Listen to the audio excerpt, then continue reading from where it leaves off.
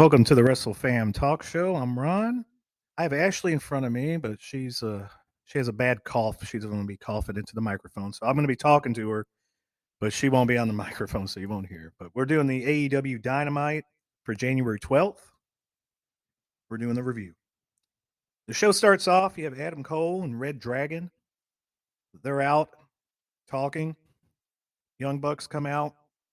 They kind of square up with Red Dragon, talking about who's going to be the top tag team of the future, who's going to be the next champions. And Adam Cole says he likes it. He likes that they have that inner competition between themselves. And then he mentions the best friends, and Orange Cassidy and the best friends come out.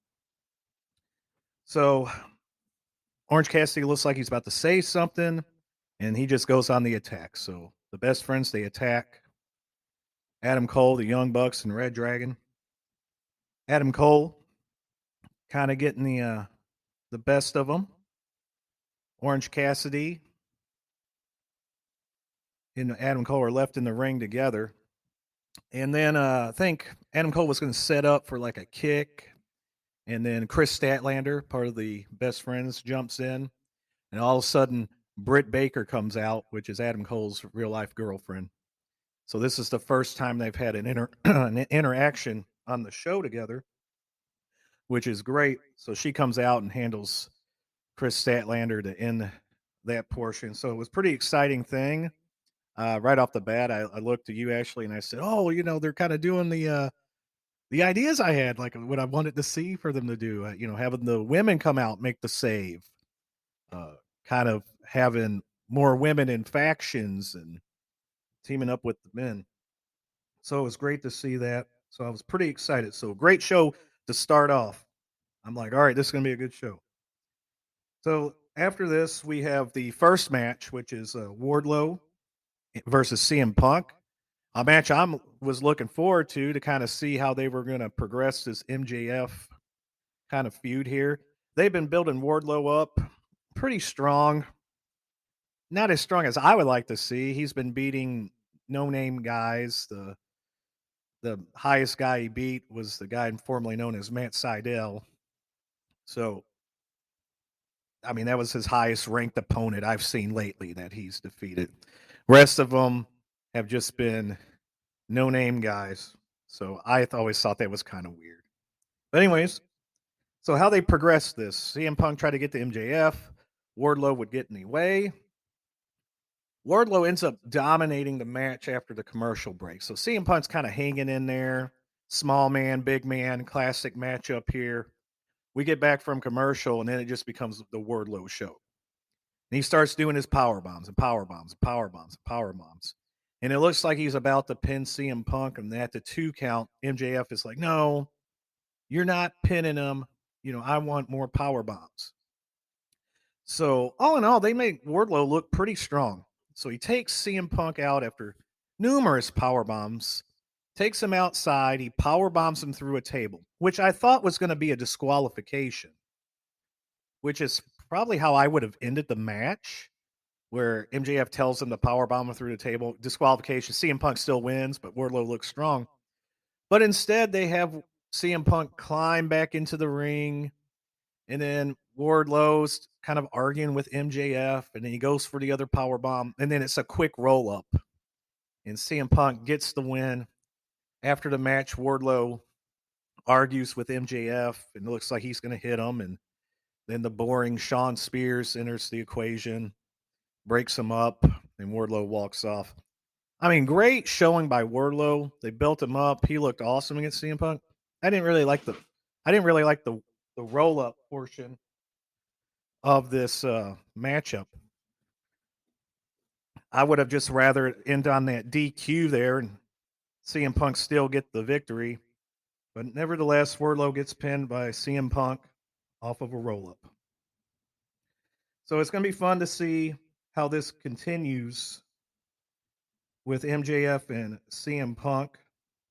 The next match we have here is Powerhouse Hobbs versus Dante Martin. It was nice to see Powerhouse Hobbs on the show. I'm a big fan of his. So a great matchup here. I didn't realize, I saw it last week.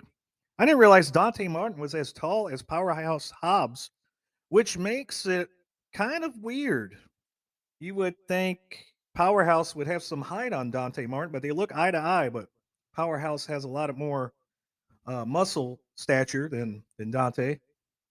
Great match. Ricky Starks looking great on the outside, has some gloves on. When he was stomping Dante Martin on the outside, it looked like he was kind of dancing. So he has those flashy gloves on. So he looked pretty cool. During the match, we have Jay Lethal coming out, which I loved. I was wondering where Jay Lethal's been. He comes out, he distracts Will Hobbs, kind of helps Dante Martin, and Dante Martin picks up the pinfall with his moonsault, his double hopping from rope to rope moonsault he does. Picks up the win, and then Jay Lethal gets Dante out as Ricky starts does this funny dive where he's acting like he's trying to get Dante. He just flies right over him on the outside. Pretty entertaining match.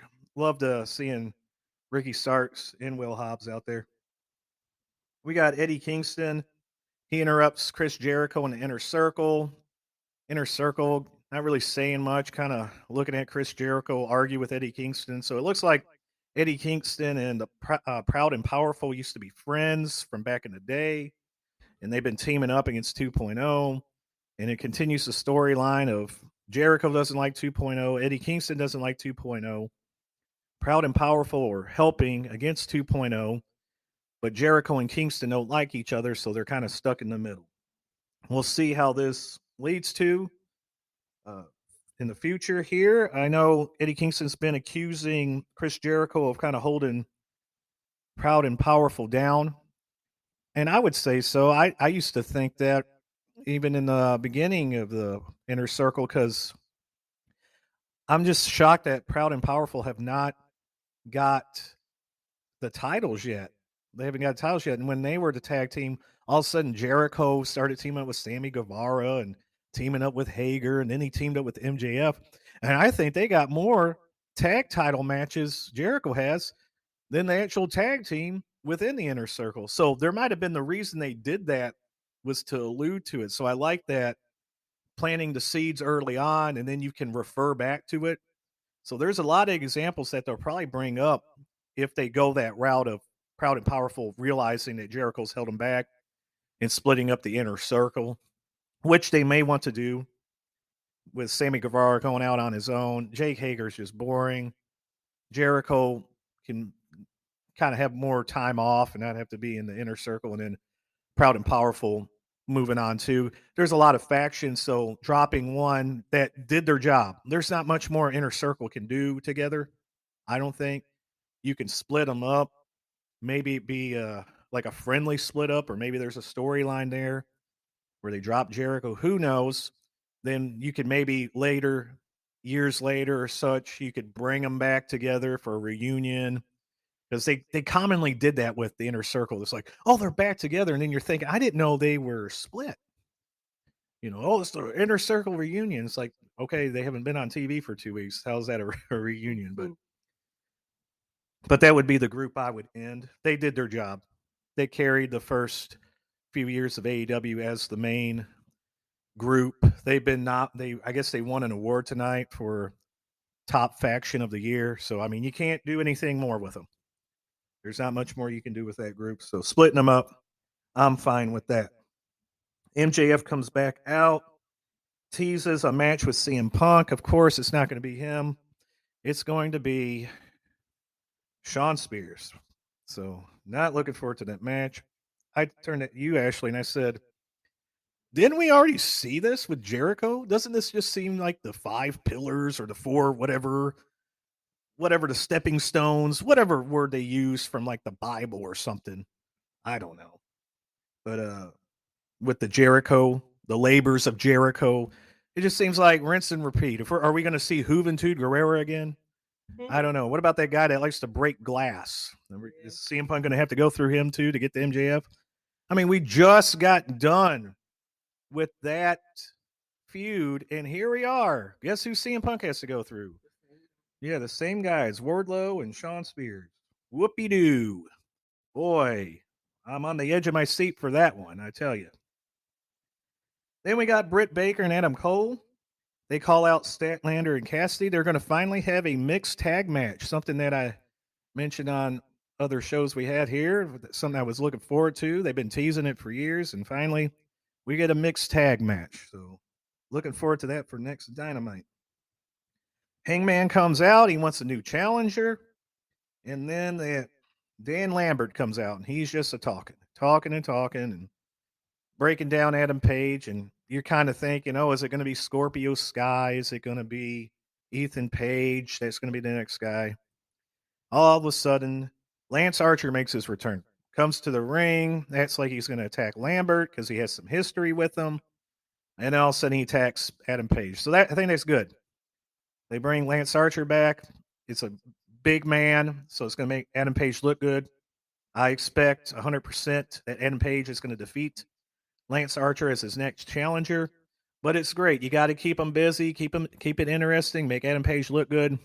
I think the future feud is going to lead to MJF, of course, possibly Adam Cole. One of those two, it seems like it's going to be, and that's who he's going to drop the title to. With the Adam Cole thing, again, we may see the reunion of the Elite and doing all that. Maybe Kenny Omega comes back, maybe Adam Page joins the Bucks, and the Bucks join Adam Page, blah, blah, blah. Or we could just see a straight up Page versus MJF. Maybe Cole costs Page the title against MJF, and then you lead on to it. Something of that nature is kind of what I see trending towards that way. But nonetheless, pretty interested. But this is kind of the holdover feud he's going to have to keep him busy until we get into that meat and potatoes portion. So a lot of things set up tonight, looking pretty good. Then we have the Four Horsemen Country. The Four Horsemen Country. Arn Anderson mentions that in a promo, talking to his son, talking to Lee Johnson. And once he mentioned Four Horsemen Country, here came Tully Blanchard and FTR. So they set up a tag match between Arn's son and Lee Johnson versus FTR. So we got that to look forward to. Then we have Hikaru Shida versus Serena Deeb. I wanted this feud to be done, but I like what they did tonight. Serena Deeb attacks her right off the bat as she's making her entrance. Hikaru Shida did not even have a chance.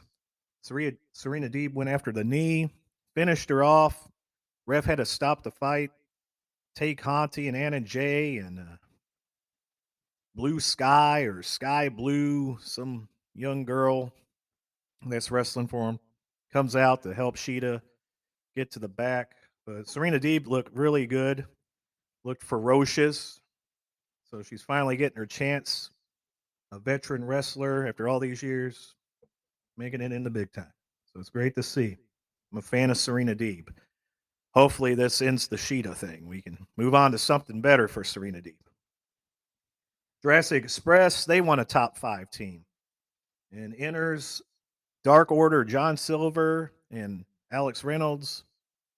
Jurassic Express tells them, along with Christian Cage, hey, when you see a top 5 tag team, send them our way. And John Silver's like, hey, wait a second. He was almost like going to agree, like, yeah, I'll let you know. He was like, we're that tag team. So they set up the tag team match between the Dark Order and Jurassic Express. Will Christian Cage turn on Jurassic Express? Who knows? I think it's coming soon. Maybe not. I thought it would have already been done. Again, I like Christian Cage more as a bad guy. He's not really doing anything right now, so it would be great. Maybe he cost them the tag titles at some point, which I don't think that title run was expected with the injury to Phoenix. I think last show, I think there were a lot of audibles called at the end of the show, and they're trying to recoup it. We saw some of it tonight that was supposed to happen last week, it seems, and then maybe the Christian Cage thing is prolonged. A lot of times, these accidents and injuries and that, as bad as they are, sometimes the change of plan makes it even better. Like if you look at the long run and you go back in time, you think, oh, if that wouldn't happen, then this wouldn't happen. But that was way better than what was originally planned. So making orange juice out of oranges. Or was it? No, sorry. That's lemonade. Lemonade out of lemons. Orange juice out of oranges. You can make it out of that too. But it's usually lemons and lemonade. Orange juice out of oranges. making new sayings that don't make any sense. All right, Matt Hardy versus Penta. It was great to see Penta in singles competition. They mentioned his brother being injured last week. Matt Hardy comes out with Private Party. They don't really do much in the match for him, and Pentagon ends up taking the win here. When I heard that this match was on, when they announced it there, I thought, okay, maybe we'll see something with old Malachi Black. And we did. Pentagon gets on the mic. Alex Abrahanis talks, and then lights go out, and it's Black, and Black kicks Alex. And he falls to the ground, and then him and Pentagon have a nice little trade of kicks, and then the Varsity Blondes come out with Julia Hart. She's wearing an eye patch. They start stomping Malachi. Then she kind of stops them. So, again, talking other shows, we were mentioning that maybe the people that he sprays the mist in, maybe some of them will turn. And I think Julia Hart, they're kind of setting that up. Maybe she's the woman of the House of Black. Who knows? She was showing a little leniency. Again, maybe it's just her character where she's a loving girl that just doesn't want anything bad to happen. Who knows? But the possibilities there to give Julia Hart a little bit more, something more to her character. And I think teaming up with Malachi Black, joining that group is going to really take her career off. So, anyways, they're stomping them. Julia Hart kind of stops them. Then Malachi just starts counting 1, 2, 3, counting each guy. Lights go off, and then it's Brody King, another tattooed guy, just like Malachi Black. He destroys all the wrestlers in the ring. And finally, another thing that we have mentioned, wanting to see members of the House of Black. So I was getting to see a lot of these wishes of my list that I made, what I want to see in 2022 or what I think they should do. And I'm seeing about, 4 of them? 4 of them on one night, it seems. So it was great. I was enjoying myself. I'm like, oh, wow, they're doing things that I thought they should do. So it's great. And he looked great. Nice look to him. Fits into the House of Black. No surprise there. Then we got Statlander, Layla Hirsch, and they argue. They got Red Velvet there. They're talking about a 6-man tag. And then Layla Hirsch is like, why are you taking that match, that mixed tag match, when we got to worry about this 6-man? Well, my thought is the mixed tag is after the 6-man tag. So it would have made more sense about the argument if the mixed tag match was prior to the 6-man tag match, not afterwards. The match is happening before it. So how is that match, that mixed tag match, how is that going to affect the 6-woman match? I don't think it's going to affect. Like I didn't understand the argument there. I think they're just reaching for straws here to have them fight, which is great. They're trying to do storylines, but at least make some sense. I just didn't understand how that was even an argument. And then they make up. So, but I expect Layla Hirsch obviously to turn bad. The Acclaim versus Bear Country. Bear Country is the team that they'll defeat all the jobber guys, but they will lose to every team that has a name. And they're a great look to them. Great look, great guys, but I guess, like even the old wrestling, you might have liked those lower level guys, but not everybody can be stars. Not everybody can be winning all the time. So they do their job great. Whenever a team needs a big victory, an impressive victory, they put them up against Bear Country. You get a great match out of them, and it's an impressive win over two big dudes. So the Acclaim look great. Like their outfit. Reminds me of the Hart Foundation. They pick up the win. And then after the match, Sting and Darby Allin attack them because the Acclaimed are feuding with them. Max Caster mentioned Sting and Darby Allin in his rap. So that set that up, and that match is going to happen next week. Then Pac, he has an update on how he's doing. He was blinded by Malachi Black. He says he sees things more clear, that he's blind. But the point of that is, I was thinking, man, we could see that blindfold match or something like that with Malachi Black, like I mentioned earlier. So who knows what this is setting up? Maybe Pac continues on with this as he can't see as well, and that becomes part of his character. Matt Hardy and Andre El Idolo talk. They talk about money. They talk about teaming up. They talk about business. We'll see where that goes. It seems like Matt Hardy is trying to break away from Private Party and everybody, which leads me to think Jeff Hardy's coming soon. So he's got to, but it's great that they're doing a storyline already to kind of break him away from that instead of just here's Jeff Hardy and let's just forget the 20 people that's been with you for the past year and a half. So I think it's great they're starting that out. I don't know what El Idolo has planned. Hopefully, he just doesn't take over everybody, and now it's 20 people with El Idolo. Hopefully, it works out. Or maybe this might be the chance that El Idolo is the catalyst to a Matt Hardy good guy change. Who knows? Then we got the interim TNT Championship match, the main event. Daniel Garcia versus the ever invincible Sammy Guevara.